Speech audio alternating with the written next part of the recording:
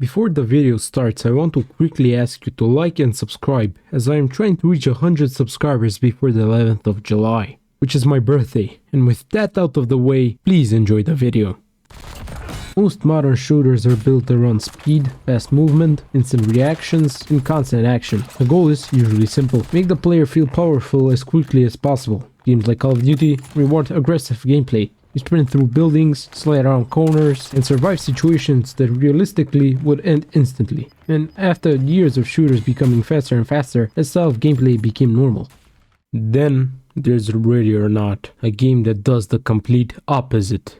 Instead of speeding everything up like other games, it slows everything down. In Ready or Not, you play as a SWAT team responding to dangerous situations throughout the city of Los Sueños, inspired by the real city of Los Angeles. Situations you encounter can vary a lot, from small-time gas station robberies between a couple of robbers to something much more disturbing. Provide cover. And at first, the game can almost feel manageable. You move through buildings slowly, clear rooms one by one, secure civilians, and try to keep the situation under control. But the longer you play, the more the game starts building this constant feeling of tension. Because unlike most shooters, Ready or Not never really makes you feel safe. Every room feels unpredictable, every closed door feels dangerous, and even after clearing multiple areas, there's always this feeling that something can suddenly go wrong. A suspect could still be hiding somewhere inside the building, aiming directly at the doorway you're about to enter, or an area that looked completely safe a few seconds ago can suddenly turn into chaos almost instantly. And that's where the slower pace of the game starts becoming really noticeable. Because after a while, you stop playing Ready or Not like a normal shooter entirely. You stop rushing through rooms, stop running directly towards gunfire, and start slowing yourself down naturally. Every hallway starts feeling dangerous, every corner feels like somewhere someone could be hiding. And even when nothing is happening, the game still makes you feel nervous. A lot of that comes from how careful the game forces you to be. Before opening doors, you're checking for traps, looking underneath with the mirror gun, trying to listen for movements inside rooms, sometimes spending almost a full minute preparing to enter a single area safely. Which sounds slow on paper, but while you're actually playing it becomes incredibly tense.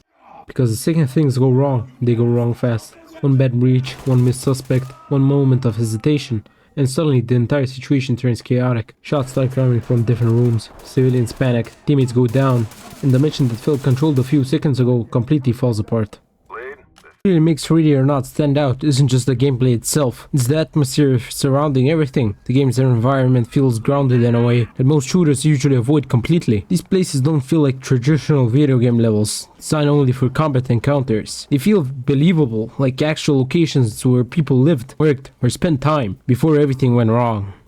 And because the game takes itself so seriously, that atmosphere becomes a huge part of the experience. And because the game slows everything down so much, you actually spend time inside those environments, slowly clearing doors, checking corners, listening for movement somewhere deep into the building, which makes even quiet moments feel stressful. Sometimes barely anything is happening at all. The game still manages to keep you on edge, just because of the atmosphere alone. And that's really what makes Ready or Not feel different from most modern shooters. It's not trying to constantly overwhelm the player with action. A lot of the tension comes from realism instead. Slower gameplay, the grounded environments, and the situations the game puts you in all come together to create something that feels much more serious and uncomfortable. And because of that, some missions end up sticking with you long after they're over.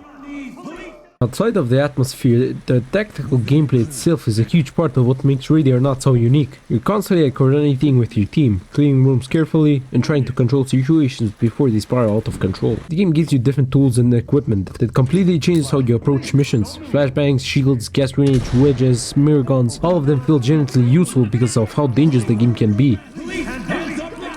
And despite how stressful the game can be, that's also exactly why so many people enjoy it, because Ready or Not creates a type of tension that most modern shooters don't really have anymore. Success actually feels earned. Clearing a building safely, controlling a chaotic situation, or finishing a difficult mission without everything falling apart feels genuinely rewarding. Not because the game makes you feel overpowered, but because it constantly reminds you how quickly things can go wrong. And that slower, more methodical style of gameplay ends up making every mission feel memorable in its own way. Which is why even after finishing certain missions, the atmosphere and tension of these moments still stay with people afterward.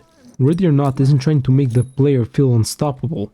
It's trying to create pressure, tension, and realism. And because of that, it ends up feeling very different from almost every other modern shooter. And that's it for the video. Thank you for watching. Please like and subscribe.